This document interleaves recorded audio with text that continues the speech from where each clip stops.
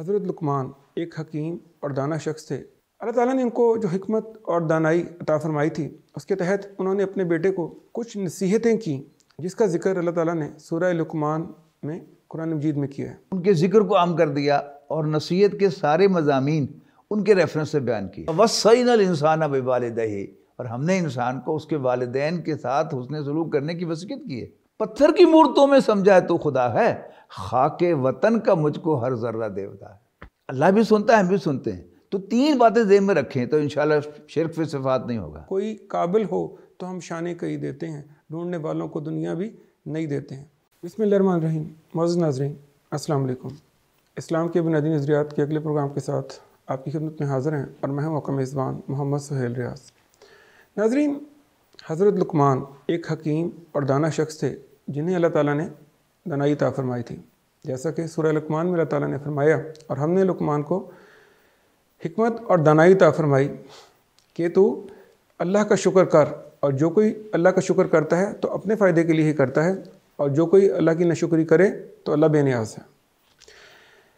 ناظرین، حضرت لقمان، ان کے بارے میں جو بات زیادہ مشہور ہے اس کے مطابق حبشی نسل تھے، ان کا رنگ کالا تھا، قد چھوٹا تھا، اور ناظرین ان کے ہونٹ موٹے تھے۔ اللہ تعالیٰ نے ان کو جو حکمت اور دانائی عطا فرمائی تھی، اس کے تحت انہوں نے اپنے بیٹے کو کچھ نصیحتیں کی، جس کا ذکر اللہ تعالیٰ نے سورہ لقمان میں قرآن مجید میں کیا ہے۔ ناظرین، حضرت لقمان نے اپنے بیٹے کو اللہ کے ساتھ شرک نہ کرنے، اللہ کی شکر گزاری کرنے، والدین کے ساتھ حسن سلوک، نماز قائم کرنے، تکبر نہ کرنے، لوگوں کے ساتھ نرمی کے ساتھ ملنے، زمین پر اکڑ کر نہ چلنے اور اپنی آواز کو پست رکھنے کی نصیحتیں کی۔ ناظرین، کہنے کو یہ چند فکرے جسے ہم حضرت لقمان کی نصیحتوں کے طور پر جانتے ہیں، کہنے کو تو یہ چند فکرے ہیں، لیکن یہ اپنے اندر پوری زندگی کی مکمل ہدایت کا سامان رکھتے ہیں۔ اور ہم اپنے آج کے پروگرام میں اپنے استاد محترم ڈاکٹر عبدالسمیع صاحب سے حضرت لقمان کی ان نصیحتوں کو سمجھنے کی کوشش کریں گے اور ان کے اندر جو حکمت کے پہلو پوشیدہ ہیں ان کو سمجھیں گے۔ پروگرام کا آغاز کرتے ہیں۔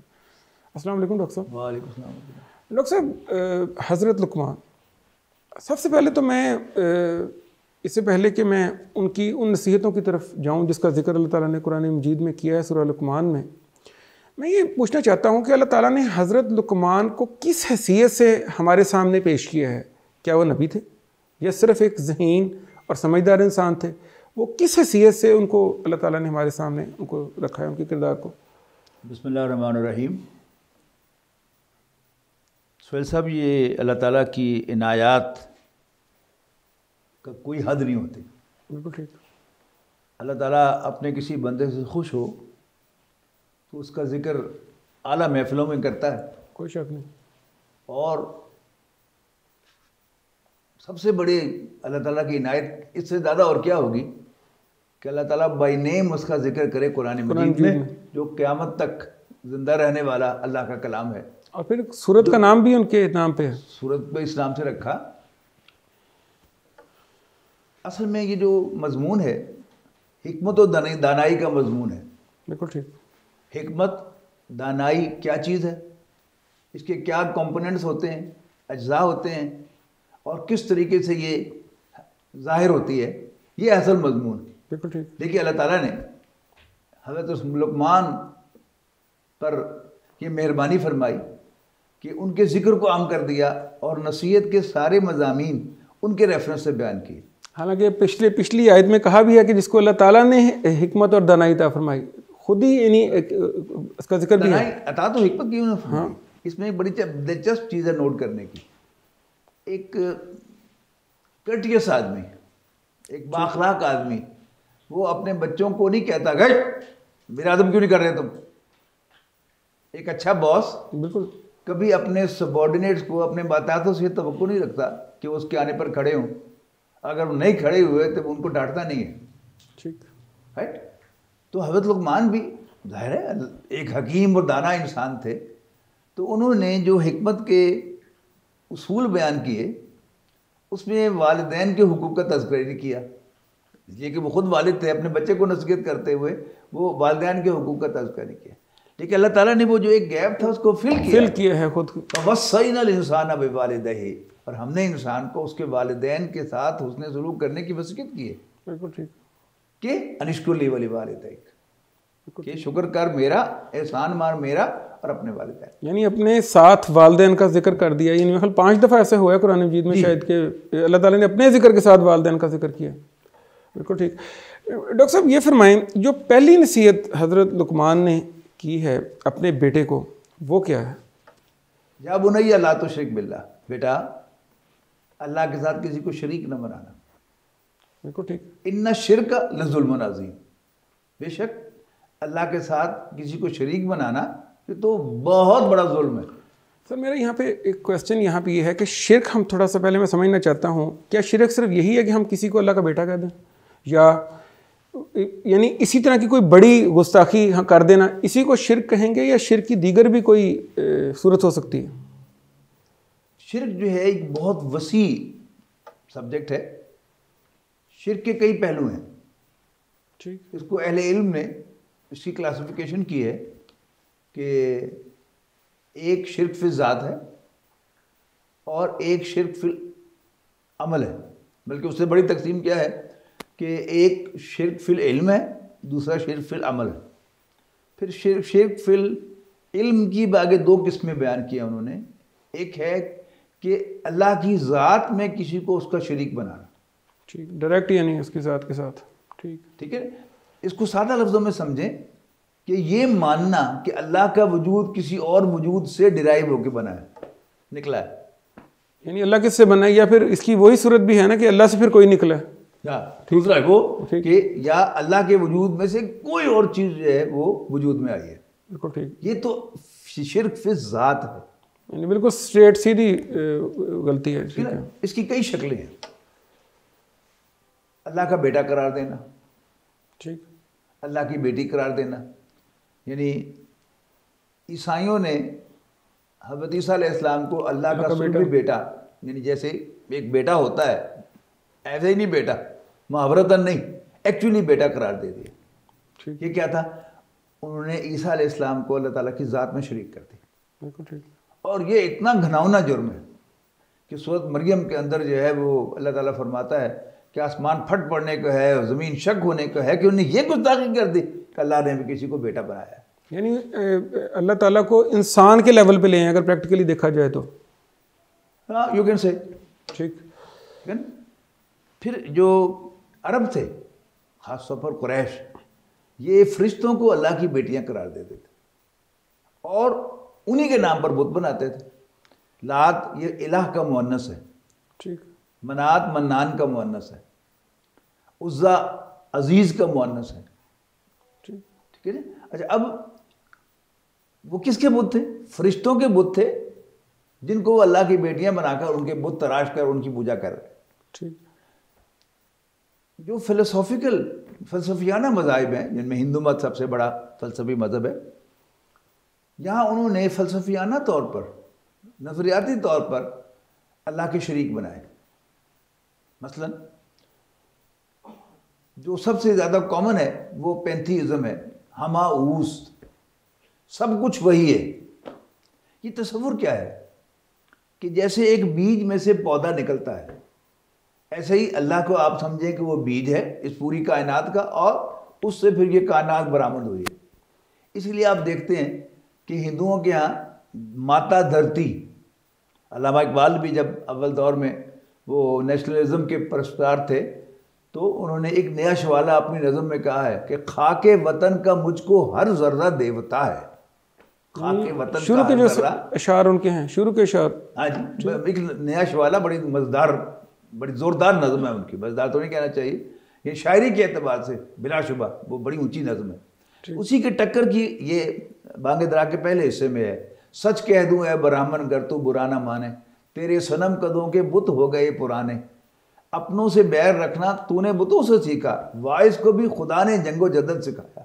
تنگ آ کے آخر میں نے دیر و حرم کو چھوڑا، واعظ کا واز چھوڑا، چھوڑے تیرے فسانے. پتھر کی مورتوں میں سمجھا ہے تو خدا ہے، خاک وطن کا مجھ کو ہر ذرہ دیوتا ہے. یعنی وطن پرستی کا لفظ کیا ہے؟ یہ تو ورشپ کے لیے آتا ہے، عبادت کے لیے آتا ہے. وطن پرستی، وطن کی عبادت کرنا. تو اس وقت پھر اس پہ ایک بات پھر بانگ درا کے تیسرے حصے میں آپ کو وطنیت نام کی نظم ملتی ہے. اس میں پھر اس کی نفی ہے کہ اس دور میں اور ہیں، جام اور ہیں، جم اور، ساقی نے بنا کی روش لطف و ستم اور، مسلم نے بھی تعمیر کیا اپنا حرم اور، تہذیب کے آذر نے ترش وائے صنم اور. آذر ذہن میں رکھیے گا، یہ ابراہیم علیہ السلام کے والد، کس لیے کہ وہ بت خانے کے بڑے پروہت تھے، تو آذر ان کا لقب تھا، آفس تھا ان کا. تو تہذیب کے آذر نے ترش وائے صنم اور، ان تازہ خداؤں میں بڑا سب سے وطن ہے، جو پیرہن اس کا ہے وہ مذہب کا کفن ہے. یہ بت کے تراشیدہ تہذیب نبی ہے، غارت گرے کاشانہ دین نبوی ہے، بازو تیرا توحید کی قوت سے کبھی ہے، اسلام تیرا دیس ہے تو مصطفی ہے، نظارہ دیرینہ زمانے کو دکھا دے، اے مصطفی خاک میں اس بت کو ملا دے. تو علامہ اقبال جو ہیں بڑے زوردار اس کے دائی بنے فائنلی، کہ یہ وطن پرستی اور یہ نیشنلزم کا جو اس وقت کا اصل بت ہے وہ نیشنلزم. بالکل ٹھیک سر. یہاں پہ تھوڑا سا میں آپ کی توجہ اس طرف لانا چاہتا ہوں کہ یہاں پہ جو انہوں نے کہا ہے کہ شرک بہت بڑا ظلم ہے، اس کو گناہ کیوں نہیں کہا، ظلم کیوں کہا ہے انہوں نے؟ جی یہ بڑا اچھا سوال آپ نے پوچھا کہ ظلم کی سادہ تعریف کیا ہے؟ حق تلفی، کسی کا حق مارنا. ٹھیک. اب کوئی 1 روپیہ مارتا ہے کسی کا تو وہ 1 روپے کا ظلم کرتا ہے. ٹھیک. اور کوئی اس کے کروڑ مار لیتا ہے تو وہ کروڑ کا ظلم ہے. اللہ تعالیٰ نے اپنا ایک ہی حق کہا ہے کہ بس میرے ساتھ کسی کو شریک نہ بناؤ. میں نہ تم سے روٹی مانگتا ہوں، نہ پانی مانگتا ہوں، نہ سہارا مانگتا ہوں. سورہ ذاریات کے آخر میں ہے نا کہ وما خلقت الجن والانس الا لیعبدون، میں نے جنوں اور انسانوں کو صرف اس لیے پیدا کیا کہ وہ میری بندگی کریں. ما اريد منهم من رزق، میں نہ تو ان سے رزق مانگتا ہوں، وما اريد ان يطعمون، اور نہ میں چاہتا ہوں کہ مجھے کھلائیں پلائیں. ان اللہ هو الرزاق ذو القوة المتین. تو اللہ تعالیٰ کا تو ایک ہی مطالبہ ہے، اور وہ کیا ہے؟ میرے ساتھ کسی کو شریک نہ بناؤ. بالکل ٹھیک. اب اگر کوئی انسان اللہ کا یہ حق چھیننے کی کوشش کرتا ہے، اس کا یہ حق غصب کرتا ہے، تو وہ سب سے بڑا ظالم ہے. اس لیے فرمایا ان الشرک لظلم عظیم. اس میں انا بھی تاکید کے لیے ہے اور لام بھی تاکید کے لیے ہے. بالکل ٹھیک.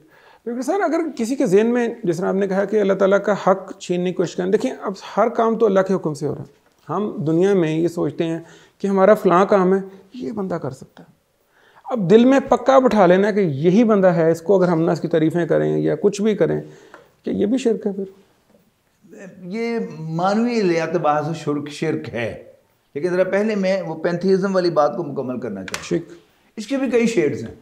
ٹھیک. یعنی ایک تو یہ ہے کہ بیج کی طرح کہ اللہ تعالیٰ گویا اس کائنات کا پہلا تھا اور پھر اس پوری کائنات اس سے برآمد ہوئی، معاذ اللہ. اس کی ایک اور شکل بھی ہندوؤں کے رائج ہے. وہ کیا ہے؟ وہ عقیدہ ہے کہ جیسے پانی میں آپ چینی ڈال دیں اور اس کو حل کر دیں، اب اس کے ہر قطرے میں چینی بھی ہے اور پانی بھی ہے، کہ اللہ بھی ہمیشہ سے ہے اور مادہ بھی ہمیشہ سے ہے. ٹھیک. اللہ بھی ہمیشہ سے ہے اور مادہ بھی ہمیشہ سے ہے، اور ان دونوں کے مکسچر سے، اس سے محلول سے یہ کائنات وجود میں آئی ہے. یہ بھی ایکسٹریم شرک ہے، یاد رکھیں. پھر اسی کی ایک اور شکل وہ بھی ہندوؤں کو رائج ہے، وہ ہے اوتار کا تصور، کہ اللہ تعالیٰ کچھ شخصیتوں کی شکل میں ظاہر ہو گیا. کرشن جی مہاراج، یہ فلاں مہاراج، یہ فلاں مہاراج. پھر اسی میں انہوں نے حضرت ابراہیم علیہ السلام کو بھی شامل کر لیا کہ 9 اوتار ان کے پاس ہیں. اور ہمارے ہاں سے یہ ایک فرقہ ہے، اس نے جو اپنا ٹائٹل مسلمان بتاتا ہے، لیکن عقائد میں آپ کو بتا رہا ہوں ان کے، کہ انہوں نے کہا کہ حضرت علی جو ہیں وہ 10ویں اوتار ہیں، معاذ اللہ، کہ وہ خدا تھا جو ان کا. اچھا یہی وہ چیز ہے پھر آپ کو نظر آتی ہے یا محمد مدد کا نعرہ کبھی آپ نے سنا ہے؟ نہیں. یا علی مدد کا نعرہ ہے. یعنی جو عبداللہ بن سبا تھا، اس نے، اس کے ساتھیوں نے حضرت علی رضی اللہ تعالیٰ عنہ کو منہ پہ کہا کہ آپ خدا ہیں ہمارے. انہوں نے ان کو زندہ جلوا دیا، لیکن انہوں نے کہا جی آپ ہمارا امتحان لے رہے ہیں کہ ہم کامیاب رہیں گے. یہ ایک باقاعدہ اسلام کے اندر جو اسلام کا جو سب سے بڑا ترہ امتیاز تھا توحید، اس کے اندر نقب لگانے کی کوشش کی، دراڑ ڈال دی گئی اور لوگوں کے ڈیوائڈ کر دی گیا. ٹھیک ہے جی. پھر اسی کو آپ آگے لے کے چلیں تو پھر دوسری شکل جو ہے وہ اللہ تعالیٰ کی صفات میں دراڑ ڈالنے والی بات ہے. بالکل ٹھیک. اللہ تعالیٰ یکتا ہے، اکیلا تو ہے ہی ہے، یکتا ہے، وہ یکتا ہے، اس جیسا بھی کوئی نہیں، یعنی اس کی ہم ذات تو نہیں کوئی، اس جیسا بھی کوئی نہیں. اچھا اب آپ نوٹ کیجئے گا، ہم کیا مانتے ہیں؟ کلو من علیہا فان، زمین پر جو کچھ ہے وہ فنا ہونے والا ہے. لیکن نیوٹن نے آ کر کیا نظریہ پیش کیا جس کو ہم سائنس کے سارے طالب علم بشمول میرے آپ کے ہم سب مانتے ہیں، matter can neither be created nor be destroyed.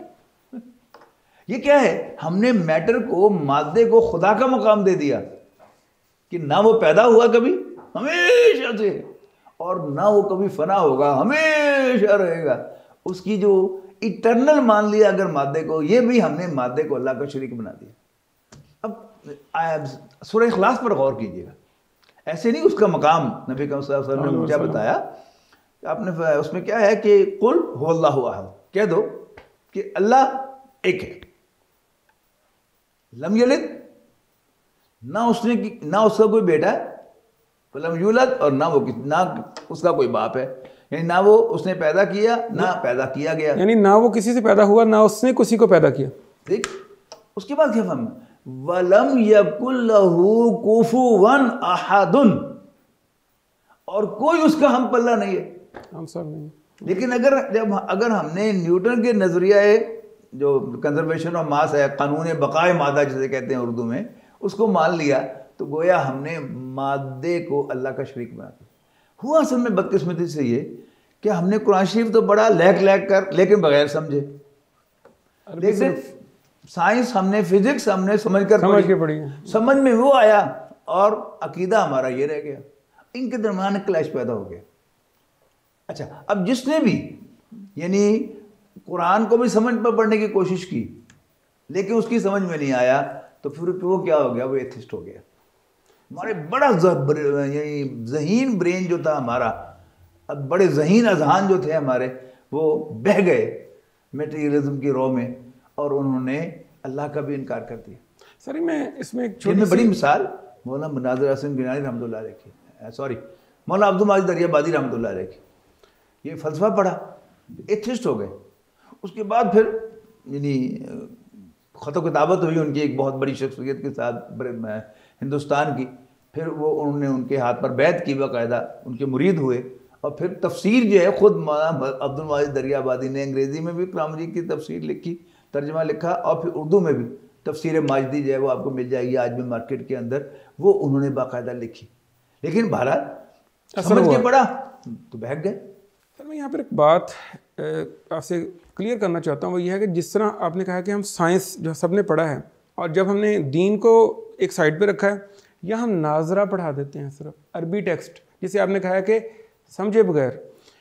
آپ کیا سمجھتے ہیں کہ جب ہم ایک چیز کو ناظرہ کے طور پر لے کے چل رہے ہیں اور ایک چیز کو باقاعدہ سمجھا کے دنیاوی طور پر علم ہمیں وہ لگتا ہے کیونکہ نوکریاں ساری اسے اٹیچ ہیں تو اس کی ضرورت فیل نہیں کی جاتی، تو آپ کیا سمجھتے ہیں جو آپ کہہ رہے ہیں کہ جو پھر کوئی سمجھ کے پڑھتا ہے اس کو صحیح طرح سمجھ نہیں آتی، یا وہ اس کی ایکسپلینیشن قرآن میں ڈھونڈنا شروع کر دیتا ہے، اس کی وجہ سے بھی لوگ پھر دین سے ہٹ جاتے ہیں؟ یہ بھی ایک ریزن ہے. مطلوب اصل میں صرف عربی سکھانا اور ترجمہ پڑھانا نہیں ہے، یعنی ترجمہ اس لیول پر پڑھانا کہ کوئی استاد اس کو جو کچھ بچے کے ذہن میں سائنس کے راستے سے آ رہا ہے اس کو ساتھ ساتھ جو ہے وہ ٹیلی کر سکے یا اس کو سیپریٹ کر سکے کہ یہ وہ ہے، اس پر تنقید کر سکے اور اس کو ایکسیپٹ کر سکے. یعنی اس کے دماغ کی الجھنیں ساتھ ساتھ گتھیاں سالو ہوتی جائیں، یعنی کہ بچپن سے ہی خون جس طرح خوراک ہماری خون میں شامل ہوتی ہے نا، یہ چیز بھی آہستہ آہستہ شامل ہوتی جائے. اس کا مفہوم پھر یہ ہوا. اچھا ڈاکٹر صاحب، پھر یہ میں حضرت لقمان کی نصیحت کی طرف آ رہا ہوں. اس میں یہ انہوں نے کہا اپنے بچے سے کہ شرک نہ کرنا. کیا اس کا اشارہ ہم یہ بھی لے سکتے ہیں اس میں کہ اپنی دنیاوی تمام جو آپ ضرورتیں ہیں بچے کی، جو اس کی زندگی میں ضرورت پیش آئے، اس کا مرکز اللہ کو رکھے؟ کیا یہ مقصد بھی ہے اس بات کا؟ جی وہ اصل میں اس کو آپ سمجھیں کہ شرک میں بھی ہمیں یہ بات سمجھنی چاہیے جب عملی طور پر ہم آئیں گے. نظریاتی طور پر تو بے شک ہم جہاں مرضی جا کے کھڑے ہو جائیں، لیکن عملی زندگی میں ہمیں پہلے اپنے آپ کو اسیس کرنا ہو کہ میں کہاں کھڑا ہوں، اس کے مطابق پھر اس کو رکھنا ہوگا۔ یعنی میں نے آپ کو شرک فی العلم اس کی 2 صورتیں بتا دیں، شرک فی الذات اور شرک فی الصفات، ٹھیک ہے نا۔ اچھا، اس شرک فی الصفات کی میں نے وہ نیوٹن کے حوالے سے تو آپ کو بات بتائی کہ یہ ذرا تھوڑا سا مشکل سبجیکٹ ہے، اس لیے کہ الفاظ سیم ہیں۔ قرآن مجید انسانوں کی زبان میں اترا ہے، عربی انسانوں کی زبان تھی اور قرآن مجید کے نازل ہونے سے پہلے سے موجود تھی۔ اس کے سارے ایکسپریشنز انسانی ہیں، اس کے سارے حوالے انسانی ہیں۔ دیکھنا، میں بھی دیکھتا ہوں، اللہ بھی دیکھتا ہے، میں بھی سنتا ہوں، اللہ بھی سمیع ہے، ٹھیک ہے جی، میں بھی ایگزسٹ کرتا ہوں، اللہ تعالیٰ بھی ایگزسٹ کرتا ہے، ٹھیک ہے جی، اللہ تعالیٰ کا بھی علم ہے، میرا بھی علم ہے۔ پھر شرک تو ہو گیا، وہ بھی علیم میں بھی علیم، وہ بھی سمیع میں بھی سمیع، وہ بھی بصیر میں بھی بصیر۔ تو اس میں آپ کو 3 باتیں جو ہیں وہ یاد رکھنی ہوں گی کہ اللہ تعالیٰ کی ساری صفات اس کی ذات کی طرح اس کی اپنی ہیں۔ مجھے اللہ نے وجود بخشا ہے تو میرا وجود اپنا نہیں ہے، اللہ کا عطا کردہ ہے۔ یعنی کہ جو اصل میں جو میں آپ کی بات سے سمجھ رہا ہوں کہ ہم لفظوں میں جس بات سے کنفیوز ہو رہے ہیں، حالانکہ ان کا مقابلہ ہی نہیں ہے۔ وہ تو اللہ تو ساری چیزوں کو جاننے والا سب کچھ ہے، ہمیں تو جو اللہ نے سمجھا دیا، جو پڑھا دیا، لیکن ہم لفظوں میں کنفیوز ہو جاتے ہیں۔ ٹھیک، تو اللہ بھی سنتا ہے، ہم بھی سنتے ہیں۔ تو 3 باتیں ذہن میں رکھیں تو انشاءاللہ شرک فی صفات نہیں ہوگا۔ نمبر 1، اللہ تعالیٰ کی ذات کی طرح اس کی ساری صفات اس کی اپنی ہے، کسی کی دی ہوئی نہیں ہے، ٹھیک، بے نیاز ہے۔ نمبر 2، اللہ تعالیٰ کی ساری صفات وہ ان لمیٹڈ ہے، ٹھیک ہے جی، محدود نہیں ہے، جبکہ میری آپ کی صفات محدود ہیں، لمیٹڈ ہے، ٹھیک ہے نا۔ یعنی عقاب کی نظر بہت تیز ہے، بہت تیز ہے، پھر بھی ایک لمٹ تو ہوگی نا۔ ہاں بالکل لمٹ ہے۔ اللہ تعالیٰ کتنا دیکھتا ہے، اس کی کوئی لمٹ نہیں ہے، ٹھیک ہے جی۔ پھر انسانوں میں کسی کی نظر جو ہے وہ 6/9 ہے، اور کوئی جو ہے اتنے موٹے شیشوں کے ساتھ دیکھتا ہے، لیکن اللہ تعالیٰ جو ہے وہ کیا ہے، وہ سب کچھ دیکھتا ہے، ہمارے جسم کے اندر بھی دیکھتا ہے، یہاں تک کہ ہمارے سیل کے اندر اور ہمارے کروموسومز کے اندر بھی دیکھتا ہے۔ اگر آپ کروموسومز کی یعنی سیل کی ڈیٹیل کسی ماہر سے پوچھیں جو سائنس میں ماہر ہو، بایولوجی کا، نیوکلیئر بایولوجی کا، تو آپ کو بتائے گا کہ اندر کیا کچھ ہو رہا ہے۔ تو اللہ تعالیٰ تو اندر بھی دیکھ رہا ہے۔ تیسری صفت جو ہے وہ کیا ہے کہ اللہ تعالیٰ کی تمام صفات قدیم ہیں، یہ اصطلاح ہے، اس کا مطلب کیا ہے، ایٹرنل ہیں، سنس ایور فار ایور ہیں، ہمیشہ سے ہیں اور ہمیشہ رہیں گی۔ یعنی اللہ تعالیٰ نے جب تک مجھے بینائی دی ہے میں دیکھ رہا ہوں، اور ابھی اگر میں بینائی چھین لے خدا نہ خواستہ تو پھر کیا ہے، میں نہیں دیکھ سکوں گا، ٹھیک ہے جی۔ اس نے مجھے طاقت دی ہے، میں چل کے یہاں آیا ہوں، ابھی اگر وہ میری طاقت چلنے کی چھین لے تو میں ایک قدم بھی نہیں چل سکتا۔ لیکن سر اس میں یہ بھی تو ہے نا کہ ہمیں اللہ تعالیٰ نے جو جسم، جو صلاحیتیں دی ہیں وہ ایک وقت میں شروع ہوئی ہیں، اپنے عروج کو پہنچی ہیں، پھر ڈاؤن ہوتی گئی ہیں اور ختم ہو گیا۔ یعنی ہم نے تو یہ دیکھا ہے، اس کے اوپر ہم اللہ کو قیاس کرنے کی کوشش کرتے ہیں، یہ ہماری غلطی ہے۔ وہ اپنے پر قیاس کرتے ہیں نا ہم، جی، انسان پہ۔ بس یہ 3 باتیں یاد رکھیں، اللہ کی صفات اس کی ذاتی ہیں، کسی کی دی ہوئی نہیں ہے، اللہ کی صفات ان لمیٹڈ ہیں، لمیٹڈ نہیں ہے، اور اللہ تعالیٰ کی صفات ایٹرنل ہیں، سنس ایور فار ایور، جبکہ ہماری صفات جب ہیں سو ہیں۔ یعنی آج میں دیکھ رہا ہوں، اس کا مطلب یہ نہیں کہ میں کل بھی دیکھتا تھا اور کل بھی دیکھوں گا، ٹھیک ہے جی۔ آج میرے اندر طاقت ہے، یہ ثبوت نہیں ہے اس بات کا کہ کل بھی میرے پاس طاقت تھی اور کل بھی ہوگی، یہ کیا ہے، یہ ایٹرنل کا مفہوم ہے۔ تو اس کے بعد آتا ہے عمل کے اندر۔ عمل کے اندر سمپل سی بات یہ ہے کہ اللہ تعالیٰ کا تقاضا کیا ہے کہ میری بندگی کرو۔ اللہ تعالیٰ نے ہمیں پیدا اس لیے کیا ہے، وَمَا خَلَقْتُ الْجِنَّ وَالْإِنسَ إِلَّا لِيَعْبُدُونِ، کہ ہم اس کی بندگی کریں۔ اب بندگی کے حصے ہیں، بندگی کا مطلب کیا ہے، غلامی۔ اللہ تعالیٰ کو اپنا رب، یاد ہوگا ناظرین کو کہ ہم نے ایک پروگرام کیا تھا رب ہمارا، تو اللہ تعالیٰ کو اپنا رب مان لینا اور اپنے آپ کو اس کا غلام دل سے تسلیم کرنا اور اس کے سامنے جھک جانا، یہ کیا ہے، یہ اوور آل ہے۔ باقی اس کے پھر آگے 3 سیگمنٹس ہیں۔ یعنی ایک ہے جو ہمیشہ سے دنیا میں معروف اعمال رہے ہیں ورشپ کے، وہ اللہ کے سوا کسی اور کے لیے نہیں کیا سکتے، مثلا سجدہ اور رکوع۔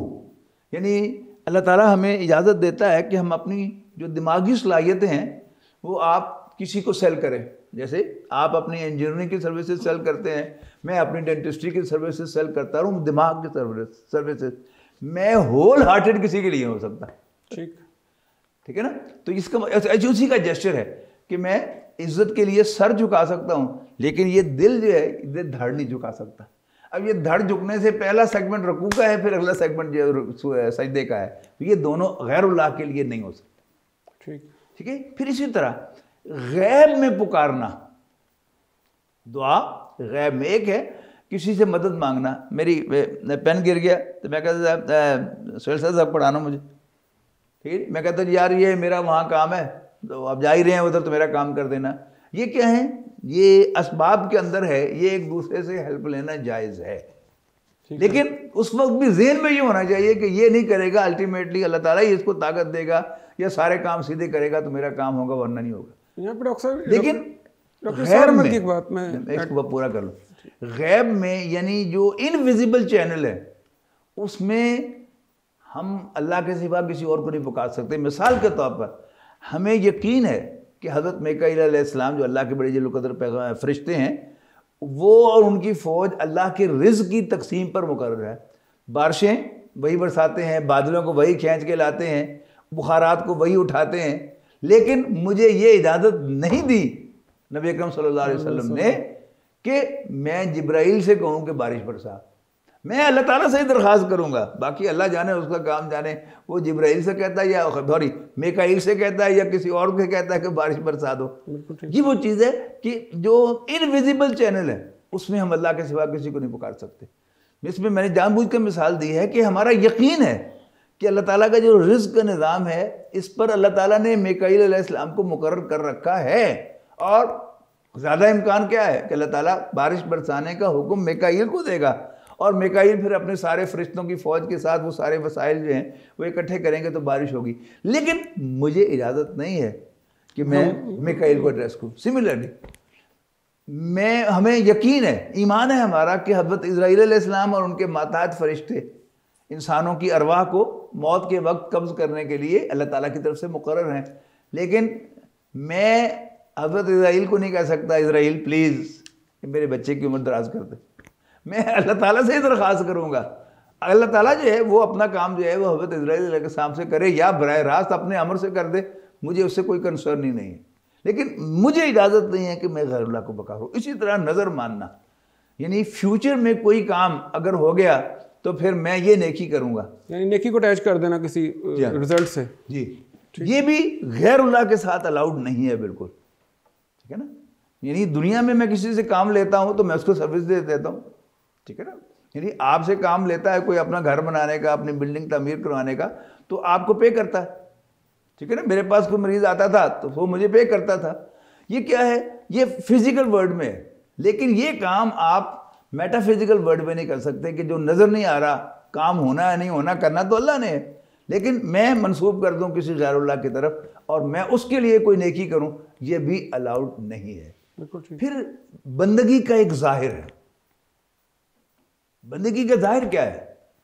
کہ اللہ تعالیٰ کی اطاعت، کہ میں نظر آؤں کہ میرا مالک اللہ ہے، والدین نہیں ہے. والدین مجھے دنیا میں جانے کا اللہ نے ذریعہ بنائے ہیں، لیکن وہ میرے مالک نہیں ہے. میرا مالک اللہ ہے. وہ انشاءاللہ ہم جب والدین کے حقوق پڑھیں گے اگلی نشست میں کہ حضرت لقمان کی ان نصائح کے اندر ان کا مقام کیا تو سامنے آئے گا. میرا مالک اللہ ہے. استاد بھی میرا مالک نہیں، میرا باس بھی میرا مالک نہیں، میرا امپلائر بھی میرا مالک نہیں. وہ بس اس نے مجھے ملازمت دی ہے، مجھے پے کرتا ہے، لیکن میرا مالک اللہ ہے. لہذا کہنا میں اسی کا مانوں گا. یہ کیا ہے؟ یہ بندگی یا عبادت کا ظاہر ہے. پھر اس عبادت کی اصل روح ہے. وہ کیا ہے؟ کہ محبت بھی ہماری اصل اللہ کے لیے ہو. یعنی ہم ود ان لمٹس والدین سے، اپنے اساتذہ سے، اپنے محسنوں سے پیار کر سکتے ہیں، اپنی اولاد سے پیار کر سکتے ہیں، لیکن ہماری دلی محبت اللہ کے سوا کسی اور کے لیے نہیں ہونی چاہیے. بالکل. ایک دفعہ یعنی مجھے ایک صاحب کا ایک رکا پڑھنے کا موقع ملا، تو انہوں نے این پر لکھا یورز برادرلی. اب ظاہر ہے اسکول میں ہمیں کیا پڑھا گیا تھا اردو میں، آپ دوست کو لکھیں تو اینڈ پر لکھیں آپ کا مخلص. میں نے کہا سورۃ اخلاص اللہ کے لیے اور مخلص میں غیر اللہ کے لیے کیسے ہو سکتا؟ تو الحمدللہ میں نے یہ ایکسپریشن چھوڑ دیا. یعنی جب سے یہ پتہ ذہن میں آیا، کلک ہوا، تو پھر اسٹوڈنٹ لائف میں جب اپلیکیشن لکھا کرتا تھا پرنسپل صاحب کو تو یور اسٹوڈنٹ ہی لکھتا تھا. اور پھر جب میں نے ہاؤس جاب کیا، ظاہر ہے وہ باس تھے، تو پھر میں یور سبارڈینیٹلی لکھتا تھا، لیکن یور اوبیڈینٹلی، یور سنسیئرلی الحمدللہ میں نے نہیں لکھا. بالکل ٹھیک، میں اس کو شرک سمجھتا تھا. ٹھیک ہے نا. تو یہ چھوٹی چھوٹی ایکسپریشنز ہیں. آپ کا مخلص نو، میں مخلص صرف اللہ کے لیے ہوں، اس لیے کہ سورہ اخلاص اللہ کے لیے ہے. ہاں میں محبت کر سکتا ہوں ود ان لمٹ، میں کام آ سکتا ہوں، خدمت کر سکتا ہوں سب کی، لیکن اخلاص میرا اللہ کے لیے. بالکل ٹھیک. خالص، ایک منٹ، خالص جو ہے اس کو ذہن میں رکھیے گا، خالص چیز صرف وہی ہوتی ہے جو 100% خالص ہو. بالکل ٹھیک. اگر اس میں 0.1% اشاریہ 1% بھی ملاوٹ ہو جائے تو اس پر تو خالص کا لیبل نہیں لگ سکتا. تو سورہ اخلاص کا مطلب کیا ہے؟ خالص کر دینا. کس کے لیے؟ اللہ کے لیے. بالکل ٹھیک. ڈاکٹر صاحب پروگرام کے آخر میں ایک چیز کی وضاحت چاہتا ہوں. جس طرح آپ نے کہا کہ ہم انویزیبل جو نظر نہ آنے والی علم کے باوجود بھی، کہ جس طرح بارش کی مثال دی، رزق کی مثال آپ نے دی، ہم ان کو نہیں کہہ سکتے کہیں گے اللہ کو. اس طرح ڈاکٹر سارم صاحب نے فرمایا کہ ہم دنیا میں، جس طرح ہم نے کہا نا کسی سے ہیلپ لے سکتے ہیں، اگر کسی کو کام کہیں صرف ایک بار کہیں، اس کے بعد اگر وہ نہیں کرتا یا نہیں ہوتا تو اس کو چھوڑ دیں. یعنی ہم یہ نہ سمجھیں کہ اللہ کر ہی نہیں سکتا، اس کو نہ دوبارہ کہیں. اس کے بارے میں پھر آپ کیا کہیں؟ جہاں تک آپ سمجھیں گے کہ حلال و حرام، تو 10 دفعہ بھی کہنا حرام نہیں ہے، لیکن آگے ہے اصل میں ایمان کا لیول. کسی شخص کا ایمان کا لیول اتنا ہے، کسی کا اتنا ہے، کسی کا اتنا ہے، اسی کے مطابق وہ کرے گا. لیکن یہ دل میں نہ ہو کہ یہ کام کرنے والا ہے. یہ بھی اصل میں کیا ہے؟ ایک نظریاتی ہائر لیول ہے. لیکن حرام اسی وقت ہوگا کہ جب ہم غیر مرئی نہ نظر آنے والی کسی چیز کو پکاریں گے اور اس سے تقاضا کریں گے، یقین رکھیں گے، پھر شرک ہوگا.